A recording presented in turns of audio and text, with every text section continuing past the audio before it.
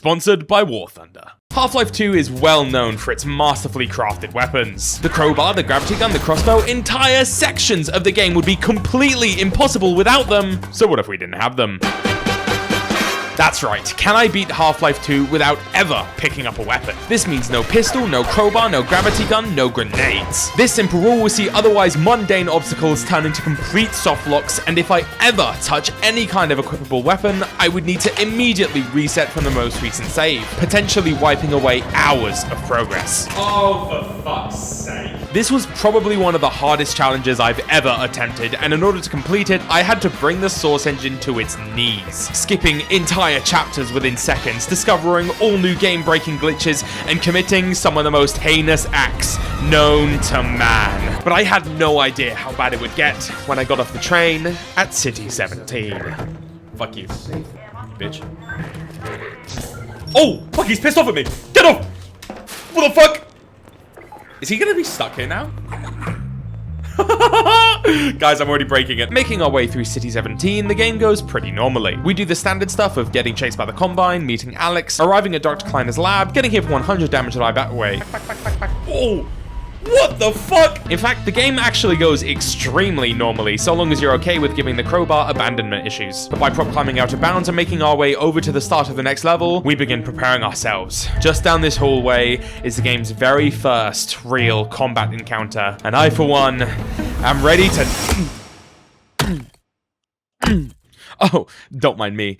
I'm just trying to beat Half-Life 2 without weapons. But GoldStuff, aren't you just beating your head against a brick wall? That was the joke! Combat in this challenge is downright painful, and I mean that as literally as possible. Because we don't have any weapons to fight back against the Combine, the only way to actually make it past these large combat segments is to simply walk through them, taking all the damage that comes with that plan along the way. This isn't going to be what we're doing for the entire game, though, as the airboat section just up ahead is going to be significantly easier, thanks to it being a hell of a lot easier to walk in a car. For now, our one and only goal is going to be to reach the airboat by any means necessary, and that means waging a warpath through the Combine forces, as they send soldiers, manhacks, gunships, and the most feared enemy of all...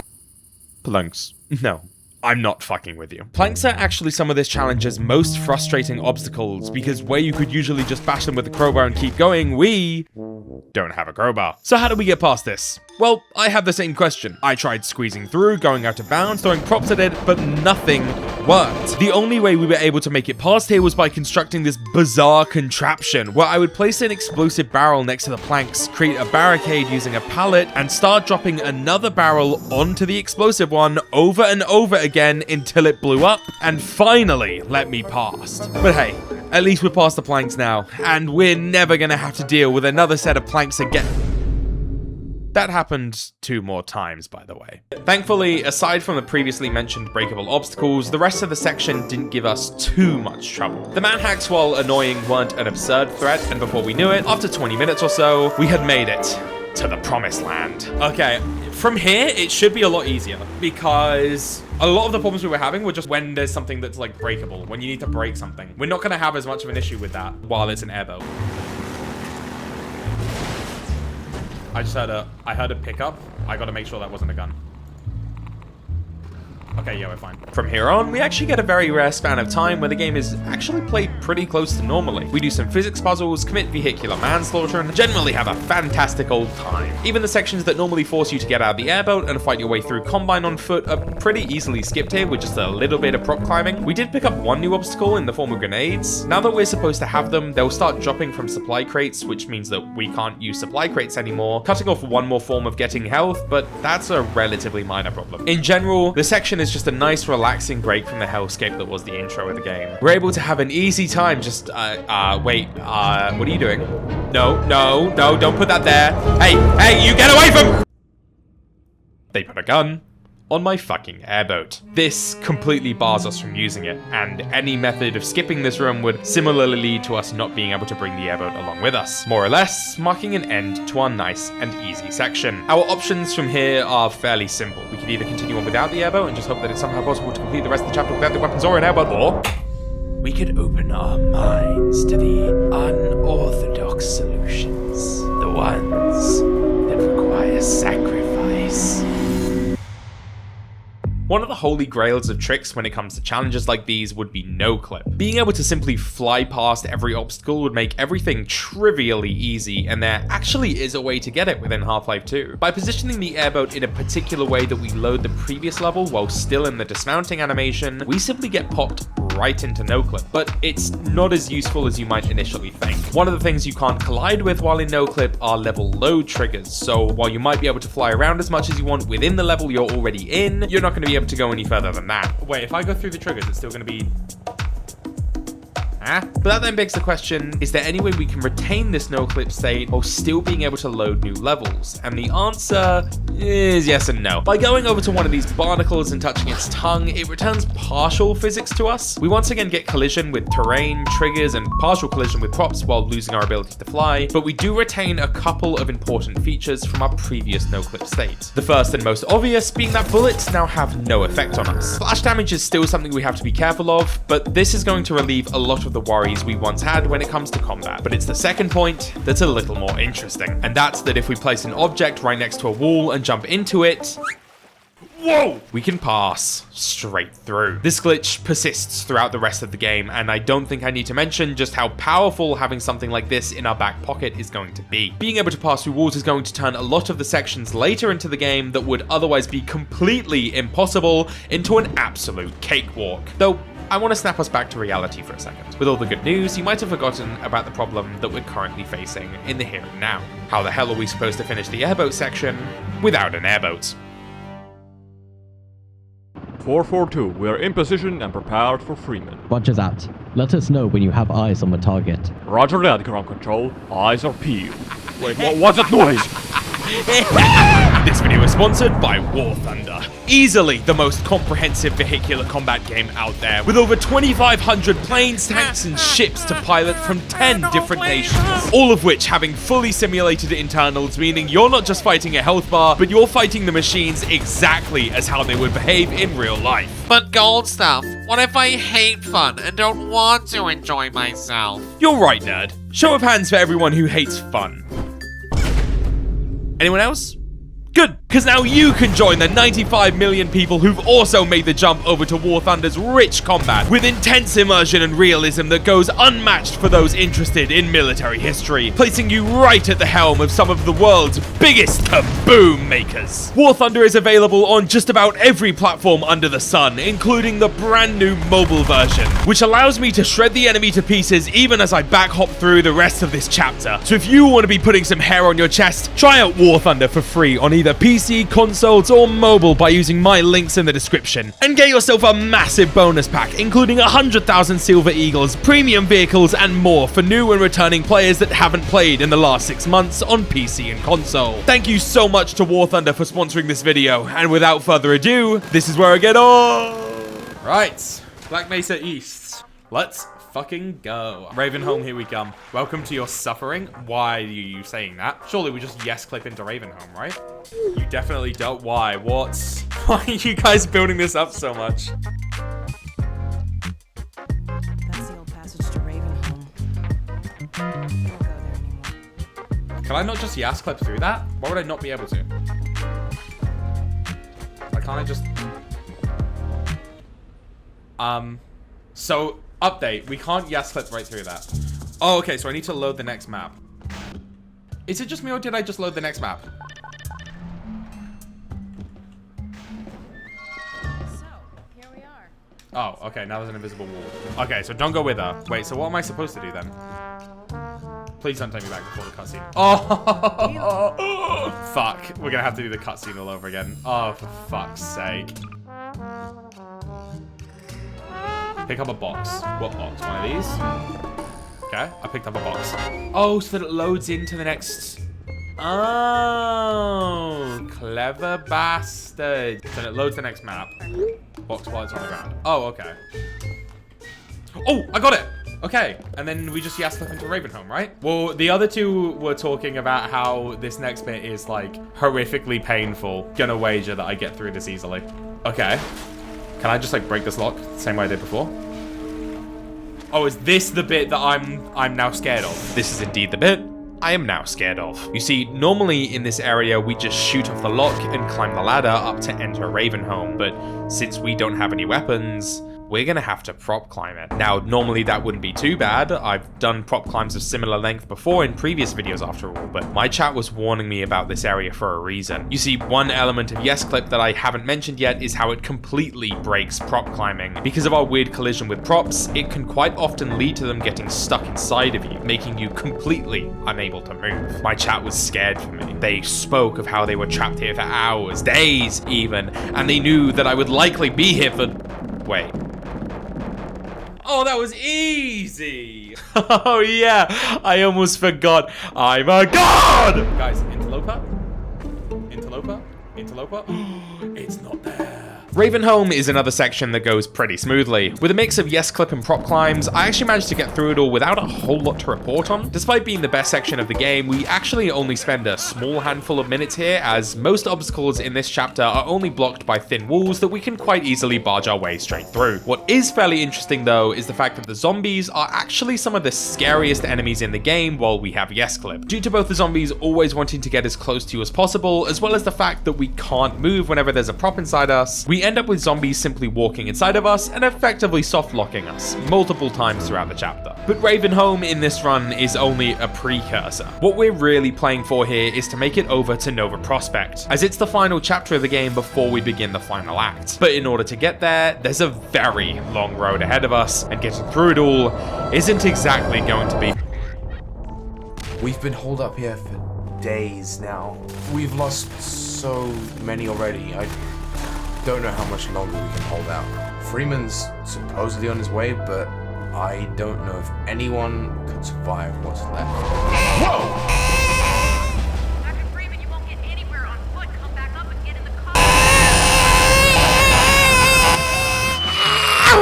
The Highway 17 chapter of the game is a monstrously fun one once you get the hang of backhopping. With its massively wide open areas with little in the way of any real obstacles, the entire chapter lets us do shit like this. We didn't take the Jeep in this section, not only because it's just very obviously slower, but also because getting into it would cancel our YesClip. And so, we push forward, skipping the rocket launcher section by just skipping the crane section by just and skipping the bridge section by using the aforementioned Oh my god. Land it, surf it. Didn't surf it. And with this momentum, we managed to blast through the next couple chapters, skipping the antlion guard fight by just going out of bounds, and speeding straight through the beach assault to make it up to Nova Prospekt. Now, Nova Prospekt is actually a fairly simple section for us. Thanks to a mix of YesClip and prop climbs, a lot of the sections that normally take a long while can be completely bypassed. We do have one small hiccup where we first meet Alex. You see, the lift we usually take with her here doesn't exactly work. Because of YesClip making our collision with game objects weird, elevators just go completely through us. Luckily for us though, there is a way around it, by simply clipping out of bounds and dropping back in right outside where the lift would usually put us. And we're just gonna have to hope we don't have to encounter any more essential lifts throughout the run. For now though, we have a pretty easy time throughout the rest of the chapter. Nothing really slows us down, and we're able to keep making our way over to Mossman. The only thing in front of us here is a small tower defense style section that once completed will send us to the game's final act. And so we do the usual bits of getting the transporter ready, getting betrayed, fighting off all the Combine, and getting ourselves ready to start the last chapter of... That's still gonna teleport me, right? Yeah, that'll be fine. Surely. Was it supposed to teleport me there? I feel like it was supposed to teleport me there. Okay.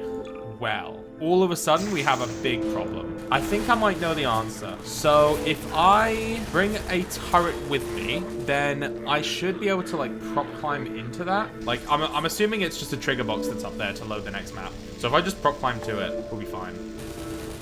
Can I pick these up? Ooh, we found our prop to climb with. Okay, so I set this off, I prop climb against the wall, and then I do cool stuff, right? Pop this through so we can still hold it. Oh, I can't pick anything up. And I just saved. Oh my fuck. Okay, we're gonna have to go again. Fuck's sake.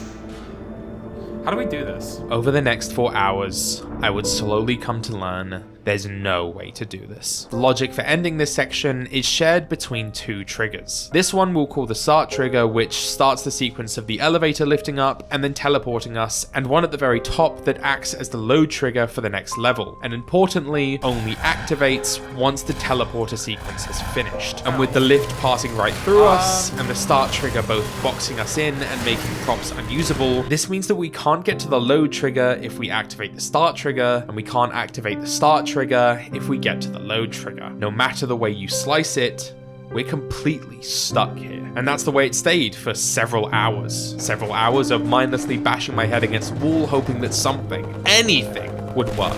But even I knew my limits. And so, I left the game alone for a while. I needed a break, and Lord knows I had already run fresh out of ideas. There's gotta be some way to do this. Maybe we could try prop climbing again? I assume there has to be some kind of way to do this. Maybe we could try looking at damage boosting. Let me try something out real quick. Nah. There's got to be some kind of way to He's get the going to load come trigger back to act. and instantly say it's impossible. I might actually be onto something here. Alex really carrying hard right I now. believe!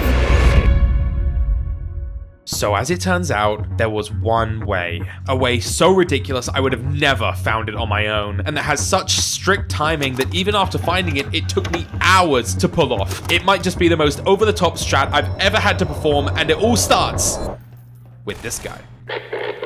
You see, while the platform might not collide with us properly, it's not that it has no collision whatsoever, simply that it moves through us rather than bringing us with it. But importantly, while it's still inside of us, it completely locks our movement. And you might say, GoldStuff, why are you telling me this? This is literally the issue we've been struggling with the entire time, to which I would say, velocity. One of the many quirks of the Source engine is that while you're stuck inside an object, your velocity can still go up, but it can never go down. No matter what your velocity was when you became stuck in the object, the game will apply the velocity you have at the time of becoming unstuck, once you manage to do so. This means that theoretically, if we could build up a bunch of velocity while stuck on the lift, we could spam save and load to give ourselves a frame where our velocity is applied and have it carry us up along with the platform. But how are we going to go getting a bunch of velocity before getting stuck? We can't jump to get it, as that's just going to have us reaching the apex of our jump before the platform catches us. There really doesn't seem to be any way to... Oh. Okay, I think I understand. I think I get it. So we need to get one of them to throw a grenade. No, focus on me, throw a grenade at me. What was that? Now throw a grenade at me. Someone throw a grenade at me.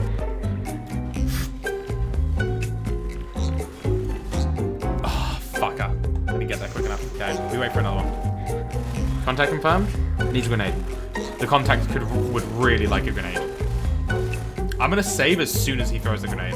Ooh, you're gonna have the grenade at me. Okay, now. Okay, that didn't work.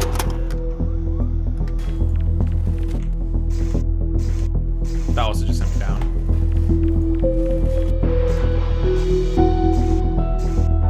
Oh my god, you're right.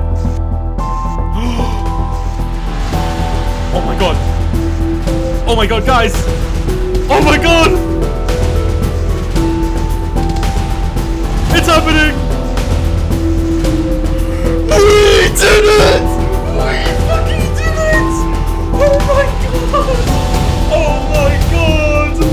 Oh my god. GoldStuff, it's me. Who? All will be made clear in time, but first you must ask the people to subscribe, GoldStuff. Ask them to subscribe? I don't understand. You will, GoldStuff. You will. Just remember, ask them to subscribe. Wait, I have so much more to... Well, you'd better do what he says. And just like that, we begin the Uprising section of the game. From here, most levels are pretty simple. Normally, you'd make your way around City 17 fighting a constant onslaught of combat, which makes this section especially easy for us, as we don't have to worry about the whole fighting part. And after the misery I was just put through, I was very happy to have a section like this one.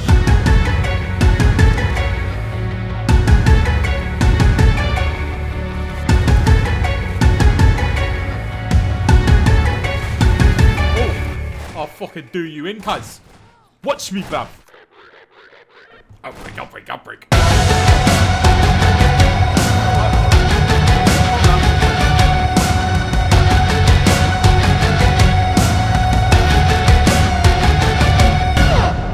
just like that, we're here. The very last section of the game. Victory was so close, I could almost taste it, and by all means, without the Combine being able to hurt me, this was going to be a cakewalk. Huh. Is it just me, or is this cutscene taking a little while? Yeah, you're stuck. There's nothing you can do from here.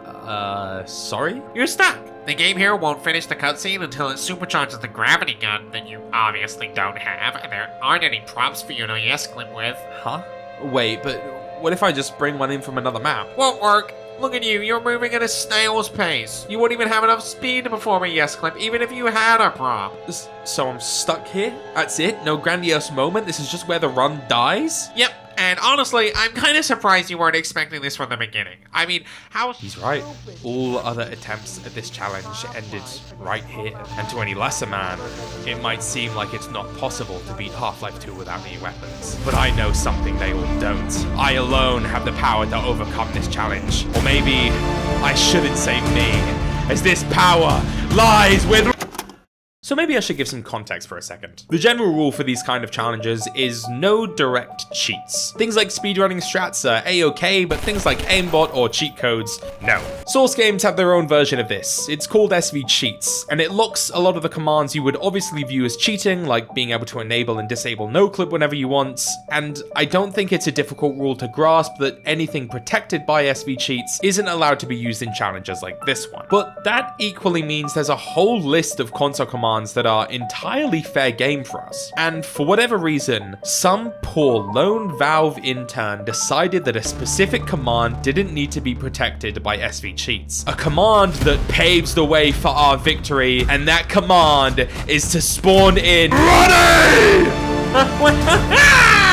That's right, Ronnie is back, and with it, the final section of the game just got a whole lot more interesting. Since getting into a vehicle disables yes-clip, the Combine have once again become a threat to us, especially so since we're now facing the toughest variant of Combine in the game. Or at least, that's what I thought would be the case. But with all of the energy orbs, Ronnie is the gift that keeps on giving, as we can drive Ronnie into an energy orb and get out of it while it's being destroyed to once again attain full no-clip. We're able to use these new tactics to demolish our way through the Citadel, breezing past the Combine and confronting Dr. Breen before starting the game's very last confrontation. A sequence that would normally see us battling our way up to the top platform of the Citadel and blowing up its reactor by launching energy pellets into it with the gravity gun. But without the gravity gun, we're gonna have to get a bit more creative. And get creative, we most certainly did. We were in territory that literally no one had been before, so we did a lot of experimenting. We did things like redirecting the energy pellets with Ronnie's, doing anything and everything possible to tickle the reactor to death, but the first idea to really show promise was thanks to these guys. In a similar way to how the Combine from the teleporter section threw grenades, these guys shoot energy pellets of their own. And while the initial idea was to just try and position ourselves in a way that we could dodge the energy pellet and have it hit the reactor, this didn't end up being possible. What was possible though was instead flying further up and using Ronnie's to redirect the energy pellets. And from there, all we needed was to repeat the process over and over until eventually we have officially beaten Half-Life 2 without ever picking up a weapon. Thank you again to War Thunder for sponsoring this video. You can play for free today on either PC, console, or mobile, and can gain a massive starter package when using my link as either a new or returning player who hasn't played in the last 6 months on either PC or console.